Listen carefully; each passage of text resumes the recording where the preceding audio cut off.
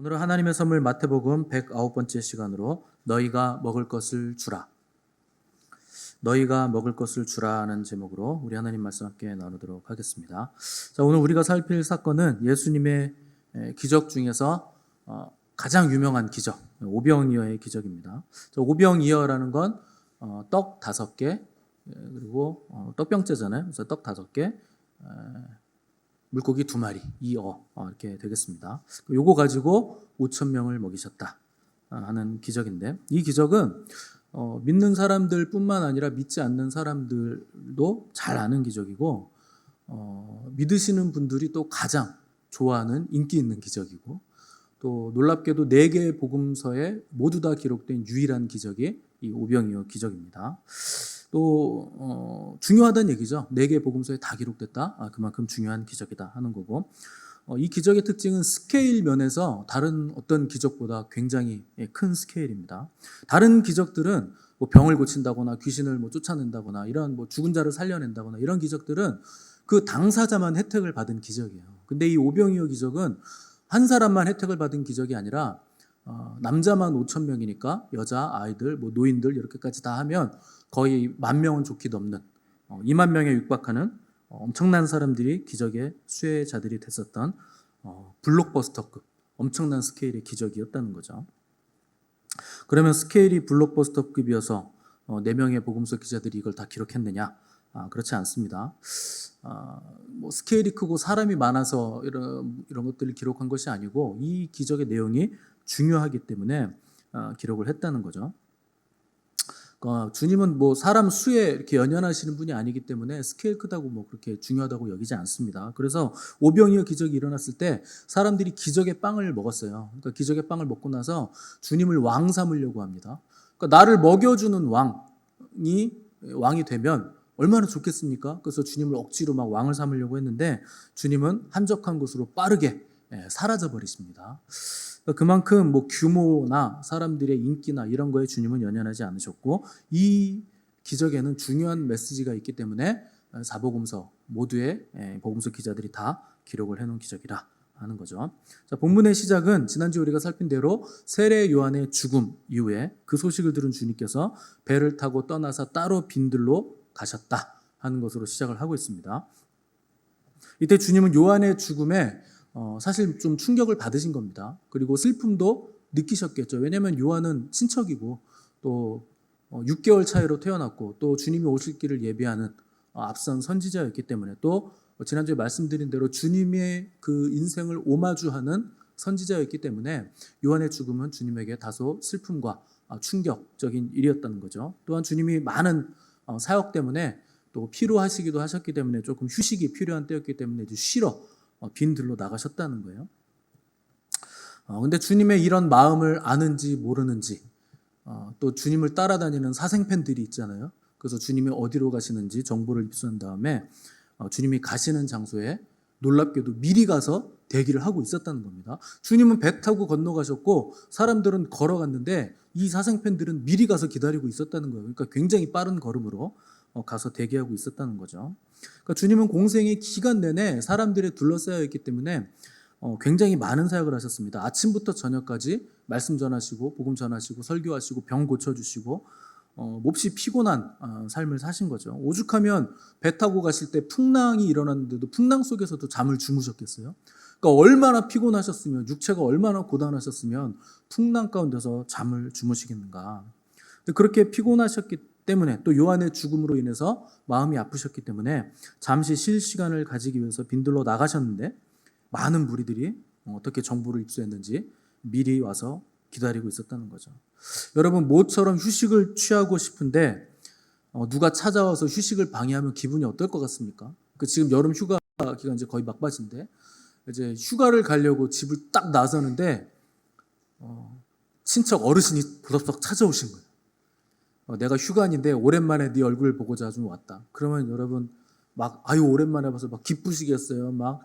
짜증이 안에서부터 내가 호텔하고 내가 다 예약해놨는데 지금 엄청 짜증이 나시겠죠. 오랜만에 내가 좀 휴식 취하려고 그러는데. 근데 놀랍게도 주님은요 자기를 찾아온 그 군중들을 귀찮아하지 않으시는 거예요. 오히려 그들을 맞아주시고 불쌍히 여기시고 일일이 다 손으로 만져주시면서 치유를 하셨다는 겁니다. 어떻게 그럴 수가 있는가? 주님도 사람이신데 육체를 가지셨는데 분명히 피곤하시고 때리면 아프고 굶으면 배고프고 추우면 춥고 더우면 덥고 다 느끼시는 분인데 어떻게 이런 상황에 힘들지 않으셨을까? 여러분 주님에게는요 번아웃이라는 게 없어요.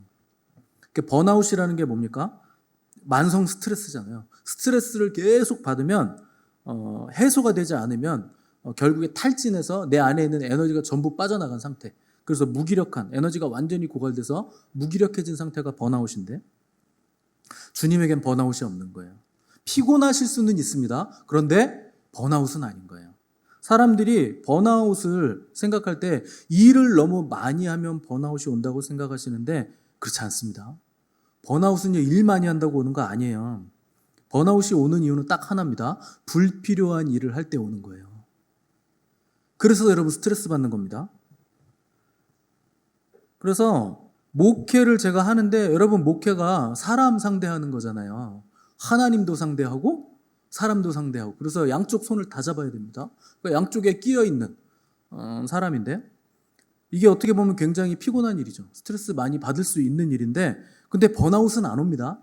피곤할 수는 있어도 번아웃은 안 와요. 왜냐하면 이 일은 제가 하나님이 저에게 맡겨주신 제가 해야만 되는 일이기 때문에 저의 사명이기 때문에 이건 번아웃이 없는 거예요. 근데 여러분 만약에 일을 하시는데 번아웃이 왔다 그러면 여러분 그 일은 분명히 틀림없이 불필요한 일을 하고 계신 거예요. 하나님이 시키지 않은 일을 하고 있는 겁니다. 그러면 번아웃이 와요. 우리 주님도 피곤하시기는 하셨지만 사람들이 몰려든다고 해서 번아웃이 오신 건 아닙니다. 그래서 기꺼이 사람들을 또 피곤하신 상태에서도 맞아주시고 또 만져주시고 위로해주시고 고쳐주시고 또 말씀을 열정적으로 또 전하셨다는 거죠. 자, 이때 주님이 가신 빈들은 벳세다에 있는 빈들이었다. 그랬는데 이제 벳세다, 베트 하면은 집이라는 뜻이잖아요. 그 베틀레헴 하면 레헴은 떡이라는 뜻이거든요. 그래서 베틀레헴 떡집 이런 뜻입니다. 베들레헴이. 그래서 벳세다 하면 물고기의 집이라는 뜻입니다. 혹 어부의 집, 뭐 그물의 집 이런 뜻도 있어요.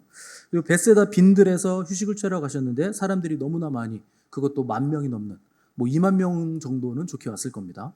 그 많은 군중들이 그 빈들에 모여 있을 때 주님은 또 비공식적인 집회를 또 하시게 된 거죠. 그런데 너무 이제 집회를 열정적으로 하다 보니까 날이 이제 어두워지기 시작했습니다. 그래서 제자들은 그만 이 집회를 끝내야 되겠다. 이런 생각을 하기 시작했어요. 왜냐하면 이 집회는 지금 공식 집회가 아니에요.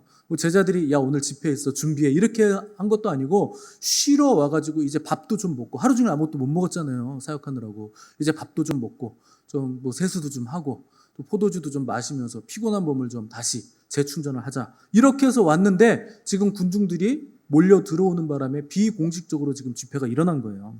그러니까 이제 좀 그만하고 이 정도 우리가 서비스 해줬으면 군중들이 이제 저녁 밥 먹을 때가 됐는데 알아서 자기들끼리는 좀 자기들이 해결을 좀 해줬으면 좋겠다. 이런 생각을 제자들이 했다는 겁니다. 그래서 제자들이 열정적으로 사역하고 계신 예수님한테 가서 옆구리를 툭툭 찌른 거죠. 예수님 여기 지금 빈들이고 날이 저물었는데 이제 그만 이 무리들 좀 보내셔서 저 마을에 들어가서 좀 먹을 거 좀 사 먹게 하시죠.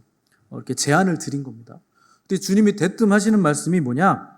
야 마을로 갈 거 없다. 너희가 먹을 것을 줘라. 이렇게 말씀하신 거예요. 아마 제자들은 굉장히 당황했을 겁니다. 아니 이 양반이 지금 무슨 소리를 하시나? 아니 뭐 우리한테 돈을 맡겨 놓으셨나? 지금 여기 몇 명인데? 아니면 주님 은행 잔고 따로 뭐 있으신가? 한 1억쯤 있으신가? 잔고가? 이거 왜 먹이라고 그러시지? 여러분 10,000명 밥 먹는 거 쉬운 거 아닙니다. 별의별 생각이 다 들었겠죠. 뭐 꼼쳐놓은 양식이 어디 있나? 근데 주님은 아니다. 너희들이 먹을 걸 줘야 된다. 이렇게 계속 말씀하시는 거예요. 그러니까 발빠른 제자들은 이때부터 무슨 일을 했느냐? 군중 사회를 왔다 갔다 하면서 음식 있으신 분 계신가요? 그러니까 막 구하러 다녔을 겁니다. 그건 당연한 거예요. 그래서 애를 굉장히 썼겠죠. 어떻게든 음식을 모아서 좀 나눠 먹을 수 있지 않을까? 이렇게 머리를 썼다는 겁니다. 자, 우리가 오늘 읽은 본문에서 나오지 않지만 요한복음에 보시면 이 장면을 놓고 주님께서 제자들을 시험하셨다. 이렇게 설명이 되어 있습니다. 우리 여기 주보 껴놓으시고 뒤에 요한복음 6장으로 한번 넘어가 보세요. 마태, 마가, 누가, 요한복음. 요한복음 6장 5절에서 13절. 신약성경 151면입니다.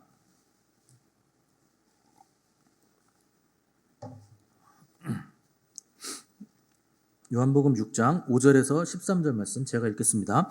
예수께서 눈을 들어 큰 무리가 자기에게로 오는 것을 보시고 빌립에게 이르시되 우리가 어디서 떡을 사서 이 사람들을 먹이겠느냐 하시니 이렇게 말씀하시면 친히 어떻게 하실지를 아시고 빌립을 시험하고자 하심이라. 빌립이 대답하되 각 사람으로 조금씩 받게 할지라도 200데나리온의 떡이 부족하리이다.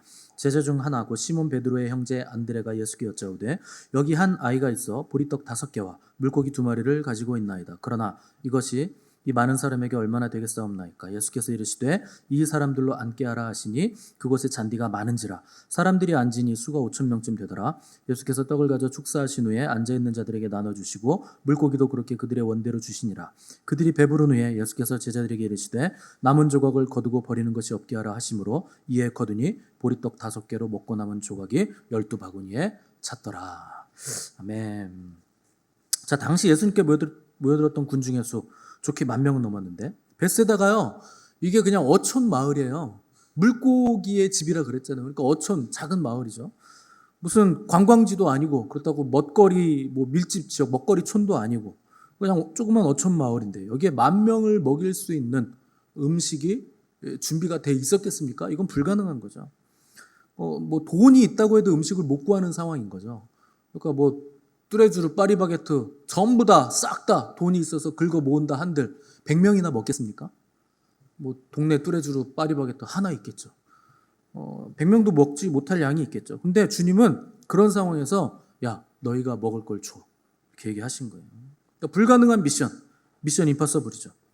근데 제자들이 고민하고 있으니까 갑자기 주님께서 빌립을 딱 찍으시더니 야 빌립아 우리가 먹을 거 줘야 되는데 우리가 어디서 떡을 사서 이 사람들을 먹일 수 있겠냐? 이렇게 물어보십니다. 그러니까 왜 하필 빌립에게 물어보셨느냐? 빌립 고향이 벳세다입니다. 벳세다 출신이 누구누구 있냐면 베드로, 안드레, 빌립 요 세 사람이 벳세다 출신들이에요. 그러니까 니네 집 고향이니까 네가 잘 알 거 아니냐. 여기 떡집도 있고 네가 잘 아니까 네가 한번 말해봐라. 우리가 어디서 떡을 사서 이 사람들을 다 먹일 수 있겠냐 이렇게 물어보셨다는 거예요. 그러니까 빌립이 대답을 아주 멋있게 합니다.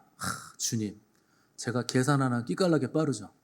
각 사람으로 조금씩 받게 할지라도 자 조금씩 받게 한다는 건 뭐냐면 한 입씩만 먹어도 그러니까 조금씩 받는다. 그러니까 한 입씩만 먹는다. 그냥 출출한 거 허기만 달래더라도 200데나리온의 떡이 부족합니다. 자 200데나리온 한 데나리온이 노동자 하루의 품삯입니다. 그러니까 지금이면 한 15만 원 정도 하겠죠. 15만 원씩 잡으면 200데나리온이면 얼마입니까? 3천만 원. 그러니까 지금 한 끼 먹이는데 한 입씩만 먹어도 3천만 원 필요해요, 주님. 이렇게 딱 멋있게 얘기를 한 거죠. 근데 여러분 질문과 답이 지금 완전히 다르죠. 주님의 질문은 뭡니까? 우리가 어디서 떡을 살 수 있겠느냐. 주님은 where를 물은 거예요. 어디서? 도대체 어디서 떡을 살 수 있니? 물었더니 빌립은 얼마. 장소는 됐고 지금 돈이 중요해요. 얼마가 있는데요. 우리 지금 200데나리온은 있어야 돼요. 그러니까 완전 이거 동문서답한 거죠. 어디서 떡 살 수 있냐? 그랬더니 200데나리온. 200데나리온이요. 3천만 원이요. 이렇게 대답을 했다는 거예요. 우리 같으면 그때 주님이 딱 물어보시면 주님 그렇게 믿음이 없어요? 이스라엘 백성이 200만이 넘는 백성이 광야에서 하늘에서 떡이 내렸는데 하나님이 떡을 내려주시겠죠. 주님이 기적을 일으키시는 분이신데 주님이 하시면 다 먹을 수 있을 줄로 저는 믿습니다. 여러분들 같으면 그렇게 대답하셨겠죠. 근데 이 제자들은 아직 믿음이 없는 거예요. 그래서 빌립이 주님 정신 차리세요. 200데나리온 3천만 원이 있어야 돼요. 여기 모인 사람 우리가 못 먹여서 조목조목 자세하게 설명하면서 주님을 지금 가르치고 있는 거죠. 계산은 이렇게 하는 거예요, 주님. 그때 군중 속을 막 돌아다니던 베드로의 동생 안드레가 주님 제가 여기 음식 가지고 왔어요. 근데 여기 한 아이가 가져온 보리떡 5개하고 물고기 2마리밖에 없네요. 근데 이 많은 사람에게 이게 얼마나 될까요? 이렇게 물었다는 거예요. 다른 성경에 보시면 이게 얼마나 되겠사옵나이까라고 물은 걸 어떻게 번역했냐면 이게 어느 만큼 가겠습니까? 라고 대답을 했어요. 그게 무슨 뜻이냐면 이 앞줄에서부터 뒷줄까지 사람이 줄이 많은데 몇 줄까지 가겠습니까? 이거 가지고 한 줄에서 한 사람 먹으면 끝날 양입니다. 이렇게 얘기했다는 거죠. 안드레의 특징이 있죠. 자기는 답을 못하지만 항상 답을 할 수 있는 누군가를 데려온다. 이게 안드레의 특징입니다. 그래서 우리 예수님 제자 다룰 때 안드레, 주님께 데려오는 자, 안드레라고 했잖아요. 그러니까 누군가를 항상 데려옵니다. 안드레는 내가 답을 모르는데 답을 알 만한 누군가를 자꾸 데려와요. 그래서 한 아이가 도시락을 딱 받치니까 이거다, 이거라도 내가 좀 갖다 드리자. 그리고 도시락을 가져왔다는 거죠. 자, 이때 안드레가 가져온 도시락은 당시에 가난한 사람들이 먹던 그 보리 빵입니다. 우리는 떡이라고 표현하지만 이게 이제 무교병이니까 그냥 딱딱한 거 있잖아요. 그 얇은 거, 딱딱한 거, 그런 보리 빵이라는 거죠. 그리고 물고기, 여기서 말하는 물고기는 이제 뭐 익투스 뭐 이런 게 물고기인데 헬라어로. 근데 여기서 말하는 물고기는 옵사리온이라는 헬라어. 이게 뭐냐면 손바닥 안에 들어가는 작은 물고기입니다. 그러니까 원래 갈릴리 어부들이요, 물고기를 잡으면 보통 갈릴리에선 베드로피쉬가 나옵니다. 베드로피쉬는 한 요만해요. 요만합니다. 그래서 구워놓고 먹으면 한 끼가 돼요. 그만큼 살도 많고 크기도 큰데 옵사리온이라는 고기는 원래 갈릴리 어부들이 고기를 잡으면 큰 고기는 가져오고 작은 고기는 놔줘요. 다시 그걸 키워가지고 우리가 잡으면 되니까. 근데 이 옵사리온은 이거는 다시 놔주기도 애매하고 먹기도 맛도 없고 크기도 손바닥 안에 들어가는 크기니까 이건 진짜 애매한 크기입니다. 그러니까 우리가 먹는 멸치 중에 조금 큰 멸치 있죠. 그 정도 되는 사이즈가 옵사리온이에요. 이걸 어떻게 그러면 처분하느냐? 그물 안에 같이 섞여 있는데 육지에 가지고 올라와서, 작으니까 배에선 분리도 안 돼요. 육지에 가지고 올라와서 분리해서 해변에 그냥 버립니다. 그게 옵사리온이에요. 근데 그걸 누가 주워가느냐?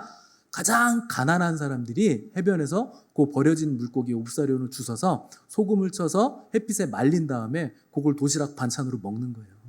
그러니까 지금 이 아이는 굉장히 가난한 집 아이고, 아이가 가져온 도시락은 보리빵, 딱딱한 보리빵에 손가락만한 멸치, 말린 멸치, 그거 들고 온 겁니다. 우리나라로 하면 그 보리로 만든 주먹밥, 그거에다가 멸치를 고추장 찍어서 반찬으로 먹는 이런 도시락을 가져온 거예요. 그것도 아이가 먹은 양이니까 이거 양은 굉장히 작은 거예요. 보통 성인 한 사람이 그때 먹는 양이 보리빵이 3개입니다. 기본적으로 먹는 양. 근데 지금 2개잖아요. 그러니까 아주 가난한 아이의 도시락이었다는 거죠. 근데 주님 이걸 가지고 뭐 먹을 수 있을까요? 이렇게 물어보니까 주님은 그거를 받으신 거예요. 그리고 야, 이거면 됐다. 충분하다. 이거면 다 먹는다. 충분하다 하시고 이 작은 아이의 음식을 가지고 하늘을 우러러 축사하셨다. 이렇게 되어 있습니다. 자, 이때 주님이 하늘을 우러러 축사하시는 이 장면은 유대인들의 가정에서 가장이 함께 가족들과 밥을 먹을 때 하는 기도입니다. 그러니까 가장이 드리는 식사 기도를 주님께서 하셨다는 거죠. 그러니까 주님은 지금 모여든 모든 사람들을 나의 가족들이다. 이렇게 맞아주셨다는 거예요. 주님이 쉬시기 위해서 가셨을 때 빈들로 가셨는데 그냥 무지막지하게 막 밀고 들어온 그 사람들을 우리는 한 가족이다 하시고 우리가 그들을 먹여야 된다. 그들의 배고픔을 외면하지 않으시고 하늘을 우러러 가장이 되셔서 지금 가장이 드리는 식사 기도를 하셨다는 겁니다. 근데 놀랍게도 주님만 음식이 있지 나머지 사람들은 음식이 없어요. 근데 주님은 미리 감사하신 거예요. 그래서 하늘을 우러서 하나님 우리에게 음식을 주셔서 감사합니다. 미리 감사하셨다는 거죠. 여러분, 감사에도 미리 하는 감사가 있고 나중에 하는 감사가 있습니다. 기도 응답 전에 하는 감사가 있고요. 기도 응답 받고 나서 하는 감사가 있어요. 여러분 생각에 어떤 감사가 더 능력 있는 감사일 것 같습니까? 당연히 미리 하는 감사가 더 능력 있는 감사죠. 여러분 미리 감사하시기 바랍니다. 어느 교회 목사님이 미리 감사하라 이렇게 설교를 하시면서 감사해야 응답이 된다. 설교를 했더니 그 교회 집사님이 나는 우리 남편 기도하면 감사가 나올 게 없어요. 나도 미리 감사 좀 해봤으면 좋겠어요. 한숨을 쉬었어요. 왜 그러냐? 그분 남편은 매일 술 먹고 밤늦게 들어오는 거예요. 특히 토요일 주말이 되면 너무 많이 먹고 너무 늦게 들어오는 거예요. 근데 얼마나 맨날 그 문 앞에 쓰러져 있는 거 그냥 낑낑 매고 끌고 들어와가지고 그 양말 그 발꼬락 냄새 나는 거 그거 맨날 벗기고 감사할 게 없다는 거예요. 어느 날 또 주말에 이분이 또 남편이 술을 먹고 또 꽐라가 되셔가지고 문 앞에 또 주무시는 거 또 이제 데리고 들어와가지고 그러면서 눕혀놓고는 기도를 했어요. 하나님, 제 팔자는 왜 이런가요? 그렇게 하고 있는데 갑자기 감사하라는 목사님 말씀이 떠오른 거예요. 그래서 감사를 하기로 이제 딱 다짐을 하고 감사하려고 딱 했는데 감사할 거리가 없는 거예요. 이게 뭐 이 상황이 지금 무슨 감사할 거리가 있습니까? 근데 곰곰이 생각을 해보니까 이 인간이 그래도 없는 것보단 있는 게 난 거예요. 그래가지고 그래도 없는 것보단 있는 게 감사합니다. 이렇게 기도를 했대요. 또 곰곰이 생각해보니까 이 인간이 집에는 안 들어왔지만 집 앞까지 오는 게 또 그렇게 감사하더래요. 야, 그래도 집이라고 집 앞까지는 찾아 기어들어오네? 그러니까 야, 바깥에서 안 엎어져 자고 집 앞까지 온 거 너무 감사합니다, 주님.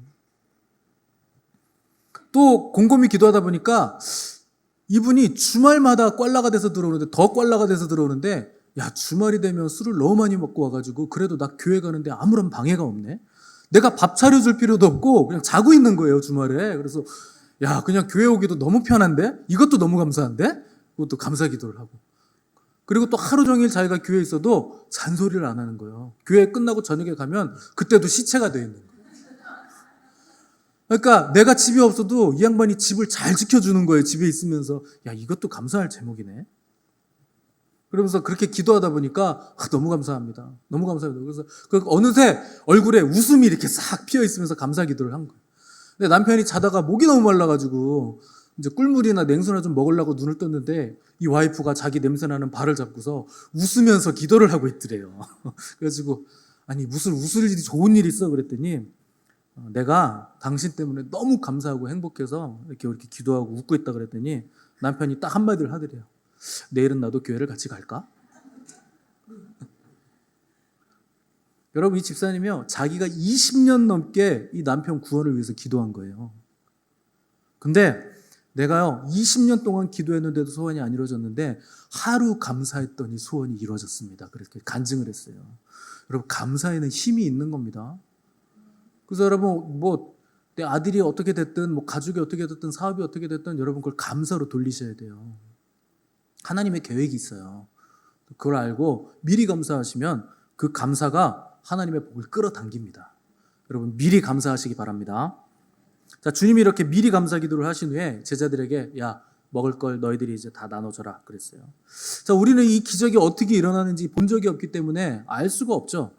이렇게 하나를 빼면 또 하나가 생기고 하나를 빼면 또 하나가 생기고 마치 타짜가 밑장을 빼듯이 빼긴 빼는데 계속 나오잖아요. 그렇게 나왔는지 아니면 감사 기도를 하고 눈을 감았다가 떴는데 갑자기 막 수북하게 쌓여 있었는지 알 수가 없죠. 아무튼 분명한 건 다 배불리 먹고 남은 걸 거뒀더니 12광주리가 남았다. 자, 여기서 말하는 광주리는 바구니 얘기하는 거예요. 바구니. 그러니까 도시락 바구니 얘기하는 겁니다. 아이가 도시락을 싸왔기 때문에 도시락 바구니를 이렇게 여자분들 이렇게 여기 걸 수 있는 바구니 있죠, 요만한 거. 시장 바구니만한 그 바구니 12개를 말하는 거예요. 광주리는 사람이 들어가는 걸 광주리라 그럽니다. 그 정도 큰 거를. 그래서 바울이 사도행전 보면 광주리 타고 성벽에서 내려가지고 도망가죠. 밧줄로 달아내려가지고 그런 걸 광주리라고 하는 거고 여기서 나오는 헬라어는 바구니라는 뜻이에요. 아무튼 다 배불리 먹고도 12바구니가 남았다. 왜 12개일까요? 12지파 그리고 이스라엘 12지파와 12제자 신약의 12제자에게 하나씩 돌아갈 만큼 남았다는 거예요. 자, 근데 여기서 우리가 생각해 봐야 될 게 있어요. 아니, 어린아이가 도시락을 가져왔다는데 그러면 10,000명이 넘고 거의 20,000명에 육박하는 사람이 있는데 그 중에 도시락 가진 사람은 그 가난한 어린아이 하나였을까요? 여러분, 아주 가난한 아이도 도시락을 싸왔는데 부유한 사람들이 도시락을 싸왔겠습니까? 안 싸왔겠습니까? 중산층은 싸웠겠습니까? 안 싸웠겠습니까? 당연히 싸웠죠. 가난한 집 아이도 도시락을 싸올 수 있는데 왜 자기들이 그걸 못 싸우겠습니까? 다 돈이 있는데. 제 예상에 10,000명이면은 이 가운데 1,000명은 도시락을 싸왔을 거예요. 최소한 아무리 적게 잡아도. 그것도 그냥 이런 도시락이 아니고 막 계란 후라이 막 위에 덮고 막 소세지 막 장조림 막 이런 거 있잖아요. 김치도 그냥 김치 아니고 볶은 김치. 고기 넣어가지고 막 볶은 김치. 뭐 이런 도시락 싸왔을 겁니다. 그리고 후식으로 먹을 과일까지. 그리고 그 보온병에다 커피도 딱 넣어가지고. 완벽한 도시락. 여러분 그런 도시락이 있었겠습니까? 없었겠습니까? 당연히 있었겠죠. 누가 싸왔을 거 아니에요. 어떻게 어린아이만 도시락을 싸웁니까? 아니, 음식은 우리랑 달랐겠지만 분명히 맛있는 도시락 싸운 사람이 있었을 거예요. 근데 왜 다른 도시락은 안 나왔을까요? 지만 먹으려고. 다 집회 끝나면 나 혼자 숙소에 가서 먹든 저기 나무 밑에 가서 먹든 어디 으슥한 데 가서 먹든 자기만 도시락 까먹으려고.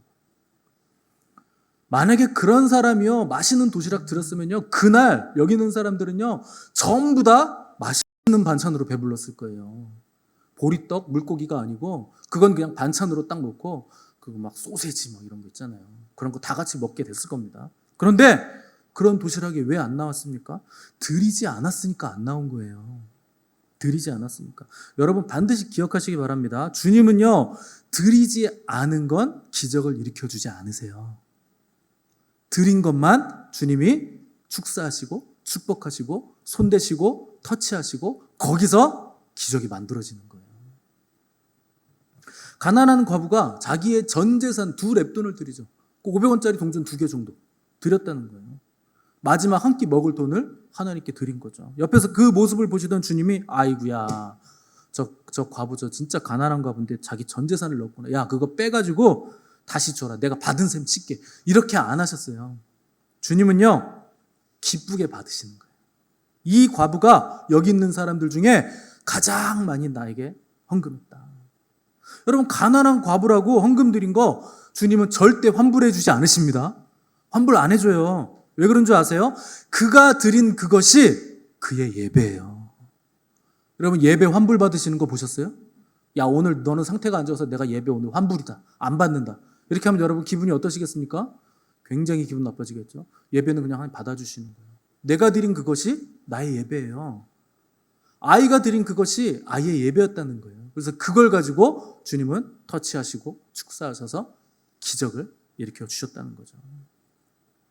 가난하다고 받지 않으시고 부자라고 받으시고 기쁘게 받으시고 그런 거 아니에요. 자꾸 연약하고 보잘것없어도 기쁘게 드리면 순종해서 드리면 헌신해서 드리면 하나님이 그걸 받으시겠다는 거예요. 여러분 예수님이 준 거 없으면 기적을 못 일으키시겠습니까? 아이가 드린 보리떡과 물고기 없으면 사람들 못 먹일까요? 그렇지 않습니다. 주님은 돌을 가지고도 스테이크를 만들 수 있어요. 돌로 떡도 만들 능력이 있으세요. 그러니까 사탄이 돌로 떡 만들어 먹으라고 시험을 한 거죠. 할 수 있으니까. 아니 할 수 있잖아요 주님. 할 수 있잖아. 왜 안 먹어? 그냥 만들어 먹어. 할 수 있는 능력이 있다는 거예요. 돌 가지고도 거기 있는 사람 싹 다 먹일 능력이 있으시죠. 산의 진미를 만들 수 있는 분이시죠. 그런데 주님은 우리의 헌신을 요구하시는 거예요. 작은 씨앗이 필요한 거예요. 주님이 다 할 수 있습니다. 근데 우리 헌신이 왜 필요합니까? 드린 사람을 복 주시기 위해서. 그걸 터치하셔서 그가 드린 그것이 엄청난 기적이 일어나서 풍성하게 하시기 위해서, 하늘에서 상급이 쌓이게 하시기 위해서 우리가 헌신하기를 기다려 주신다는 거죠. 여러분 그게 주님의 방법입니다. 우리가 8월 마지막 주에 잠비아에서 목사님들 오시는데 세 분이 오십니다. 우리 노현실 선교사님이 이제 인도자로 오시고 또 두 분은 방문하러 오시는데 우리 교회 방문하기 위해서 오시는 게 아니고 주 목적은 그 아버지 학교라는 거 있어요. 그걸 배우기 위해서 오시는 거예요. 한 주 동안 그걸 배우는 겁니다. 잠비아에 있는 그 아프리카 사람들이요, 부모님이 자녀들을 대하는 그 태도가 그렇게 좋지 않습니다. 아이들을 그냥 짐짝 취급하고 그냥 방치하고 뭐 이렇기 때문에 아버지 학교를 통해서 가장을 믿음 안에서 올바로 세우는 학교가 아버지 학교입니다. 저는 우리 교회에서 그걸 진짜 하고 싶은데 때 되면 할 겁니다. 여자분들 웃으시는데 어머니 학교 있어요. 어머니 학교도 있어요. 아버지 학교도 있고. 저번 주에 제가 남자분들 하도 뭐라 했더니 여자분들 아주 좋아하시던데. 뭐 여자분들은 제가 할 말이 없겠습니까? 그날 설교가 그거라서 그걸 얘기한 거지. 그분들이 아버지 학교를 배우면 가서 아버지 학교를 또 합니다. 실제로 거기서 아버지 학교를 많이 했어요. 우리나라 분들이 가서 많이 섬겨줬습니다. 그 커리큘럼을 배우러 오는 거예요. 그래야 가정이 세워지니까. 그래서 우리가 지원하는 건 그분들이 이제 오고 가는 왕복 비행기 값을 지원해 드리는 겁니다. 적지 않은 금액이에요. 거의 아마 800만 원 돈 될 겁니다. 세 분이니까. 우리 코가 석잔데 우린 그걸 왜 계속 할까요? 작은 교회인데 우리가 왜 그들을 도울까요? 여러분, 작을 때 선교 안 하잖아요. 커지면 더 못합니다. 크면요 나갈 돈이 더 많아요. 교회가 커져 보세요. 나가는 돈이 고정비로 나가는 게 더 커집니다. 그러면은 지금 못하는 거 그때도 못해요. 근데 교회가 존재하는 이유가 뭡니까? 선교잖아요. 여러분, 우리 교회 이름이 뭡니까? 미션 처치, 선교하는 교회잖아요. 선교. 하나님 우리에게 미션을 주셨잖아요. 그 미션이 선교입니다. 그래서 하나님이 계속 매주마다 우리에게 말씀하시잖아요. 잠비아를 도와라. 잠비아는 너에게 준 땅이다. 잠비아가 너희다. 우리와 가깝다. 계속 말씀하시는 거예요. 그래서 그들이 왔다 갔어요. 우리가 그들에게 비행기값 못 지원해 주잖아요. 안 지원해 주잖아요. 그럼 못 와요. 아무리 좋은 커리큘럼이 있고 숙소 다 준비돼 있고 그 사람들 먹을 거 다 준비돼 있어요. 근데 왕복 비행기값이 없어서 못 오는 거예요. 그럼 못 배우는 거예요. 근데 그 사람들이 와가지고 하나님 뭐라 그랬냐? 우리 교회 방문했을 때 굉장한 일이 일어날 것이다. 여러분, 그들이요 우리처럼 예배하는 교회를 본 적이 없습니다. 극진히 하나님만 경배하는 예배를 본 적이 없어요. 우리나라에도 그런 교회가 별로 없어요. 거의 없잖아요. 그러니까 그 예배를 보는 것만 해도 굉장한 일이 일어날 것이다. 그래서 잠비아를 우리가 계속 지원하고 교회를 세우고 또 목회자 그 두 분이 대단한 일을 할 거예요. 이번에 오시는 두 분이 지금 잠비아 목회자들 중에서 하나님께서 그들을 세우시고 쓰시겠다고 하신 두 분이에요. 근데 마침 그 두 분이 오시는 거예요. 그래서 우리가 지원을 해드린 겁니다. 여러분, 우리가 왜 이걸 해야 되느냐? 우리가 복을 받을 수 있는 그릇을 만드는 거예요. 하나님이 이걸 하라고 하신 건 야, 돈이 없다. 니네가 좀 해줄래? 이게 아니에요. 우리가 하면 우리에게 복을 주신다는 거예요. 그거 안 할 이유가 없죠. 우리가 왜 복을 못 받습니까? 가진 것이 없어서 복을 못 받아요? 아닙니다. 드린 것이 없어서 복을 못 받는 거예요. 재정은요, 심으면 거둬요. 이거 너무나 심플한 겁니다. 하나님께 심잖아요? 그럼 하나님 거두게 하십니다. 최소 몇 배입니까? 30배, 무슨 20배예요. 30배지. 30배, 60배, 100배지.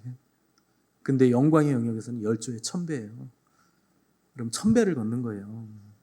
그렇다고, 그래요? 그럼 내가 한 1000만 원 하면은 1000배면 이게 얼마야? 여러분, 제발 계산기 두드리지 마시고 천국문을 좀 두드리세요. 그래서 여러분, 이번에 또 잠비아 언급하실 때는 체면 때문에 하지 마시고 억지로 하지 마시고 부정적인 마음 갖고 하지 마시고 내가 이 귀한 목회자 두 분이 오시는데 세 분이 오시는데 내가 섬겨야 되겠다. 하나님이 분명히 낼 사람들이 있다 그러셨어요. 그리고 우리 선교팀에서 또 많은 금액을 또 감당하겠다고 하셨습니다. 귀한 분들이죠. 선교팀들도 적지 않은 금액인데. 그러니까 여러분, 그분들은요 자기들이 복받을 일을 하는 거예요. 심잖아요. 계속. 여러분, 제가 무슨 돈 끌어내려고 이런 설교하는 거 아닙니다. 저한테 무슨 유익이 있습니까? 잠비아 목회자 오는 게. 즐거이 헌신하시기 바랍니다. 여러분, 이 오병이어를 드린 아이 한번 생각해 보세요. 자기가 드린 그 변변치 않은 도시락, 사실 드리기에도 너무나 부끄러웠던 도시락을 드렸는데 모든 사람이 그걸 가지고 다 먹은 거예요. 얼마나 놀랐겠습니까? 얼마나 뿌듯하겠습니까? 그 아이가 나중에 커가지고 도시락 먹을 때마다 보리떡을 볼 때마다 그때 내가 예수님께 드린 보리떡, 이 보리떡인데 그걸 가지고 10,000명이 먹었지. 생각할 거 아니에요. 너무나 감격했었는데 그때. 혹시 이 아이가 중간에 타락해가지고 믿음이 떨어져가지고 친구하고 생선집 가가지고 소주 한 잔 딱 먹는데 그때 드렸던 그 생선 조그만 게 딱 나오면은 또 생각할 거 아니에요. 내가 드렸던 그 물고기 2마리 드렸던 그건데 이거 가지고 20,000명이 먹었는데 근데 내가 지금 왜 여기서 소주를 먹고 있지? 안 되겠다. 교회로 돌아가야 되겠다. 뭐 그렇게 될 거 아닙니까? 얼마나 귀한 헌신이에요. 섬기면, 심으면 은혜가 오는 거예요, 나중에. 그래서 즐거이 헌신하시기 바랍니다. 많이 헌신한다고 해서 자만할 것도 아니고 적게 했다고 못했다고 좌절할 것도 아니에요. 오늘 주님은 자기를 찾아온 사람들을 귀찮다고 내치지 않으시고 그들의 필요를 채우시고 아픈 자들 고쳐주시고 천국 복음 전파해 주시고 가르쳐 주시고 배고파하는 그들의 굶주림까지 해결을 해 주신 거예요. 그러니까 주님은 자기를 찾는 자들 외면하지 않으시는 거예요. 그리고 야 보잘것없다 그거 가지고 우리가 어떻게 먹냐? 내치지 않으시고 작은 아이가 섬긴 그 도시락, 가장 가난한 사람들이 먹는 해변에 버리는 그 생선 소금 쳐서 말린 거 그걸 가지고 야 이거면 됐다. 충분하다. 그리고 그걸 감사하시고 축사하시고 그걸 가지고 기적을 일으키시는 거예요. 병든 자들은 고쳐주시고 찾아오는 자들 맞아주시고 귀신 들린 자들 온전케 해주시고 모두가 피하는 문둥병 환자, 나병 환자의 손을 잡아주시고 안아주시고 정오의 햇빛을 뚫고 아무도 가지 않는 사마리아까지 들어가셔서 모두 다 피하는 여인, 우물가의 여인을 만나주시고 사람들에게 격리된 혈루증 여인, 주님의 옷수를 잡았을 때 딸아 안심하라, 네 믿음이 너를 구원했다 하시면서 그의 치료를 같이 기뻐해 주시고 베데스다 연못에 희망을 잃은 38년 된 병자 찾아가셔서 낫게 해주시고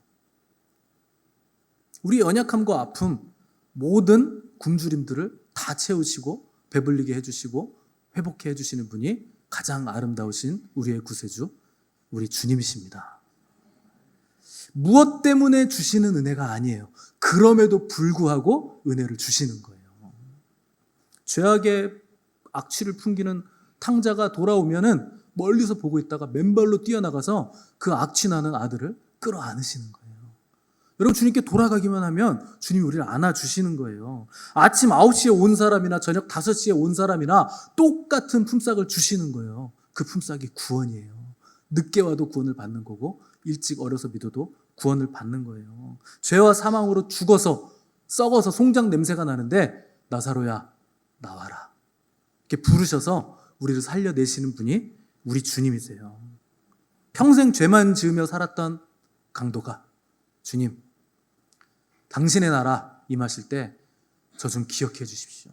그때 주님이 야 물론이지 너 오늘 나와 함께 낙원에 있을 거다. 그 말씀하시는 분이 우리 주님이십니다. 여러분 그런 주님께 드리는데 뭐가 아깝습니까? 뭐가 아쉽습니까? 주님은 자기 생명까지 주셨는데 아까울 거 없고 못 드릴 거 없고 그 주님의 손과 발이 되셔서 주님의 일을 잘 감당하시는 복된 저 여러분 되시기를 간절히 바랍니다.